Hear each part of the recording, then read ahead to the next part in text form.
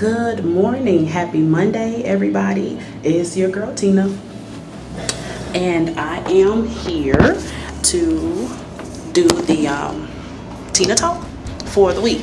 And before I get started, I just want to ask you how you're doing and to tell you thank you so much for tuning in and being a part of TinaTalk. I really appreciate your support. I also want to say thank you so much for my birthday wishes. Everybody that told me happy birthday on the 21st or anytime thereafter, I feel so loved and I appreciate you more than you know. So let's go ahead and get into this topic. So basically what I wanted to talk about was something that was dropped into my spirit earlier in the week. Now, everybody has heard the statement that you are a product of your environment. Have you heard that? Well, if you haven't, then you're hearing it now. But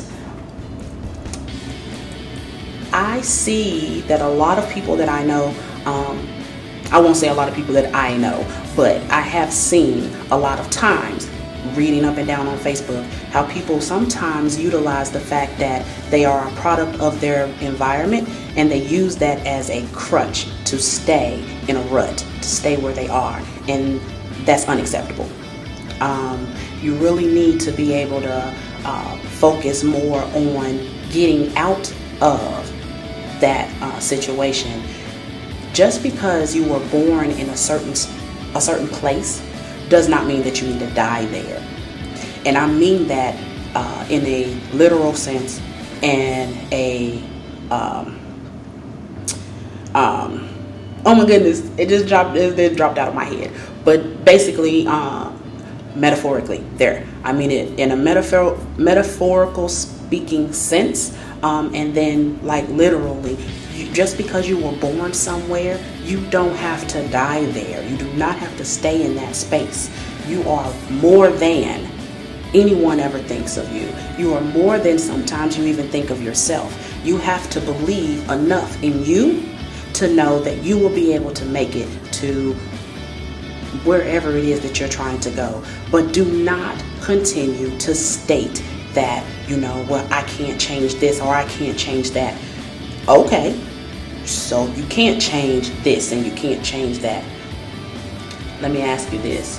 What can you change? Answer that. What can you change? I want to look in that camera thing so bad, but it makes me feel like I'm going cockeyed, so I can't do it. So, honestly, ask yourself that question. What can you change? What are you willing to change? What are you willing to change? Those are the things that will make a difference in your life.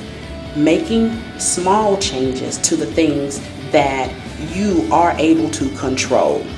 Those things that you can control, then those are the things that are going to be those stepping stones to get you where you need to be. So then you will be able to look back in 2, 3, 5, 10 years and say, I am not where I used to be. I am better than I have been, and I am going to get better from where I am today. Don't stay where you are. You don't have to stay there. Get up and move.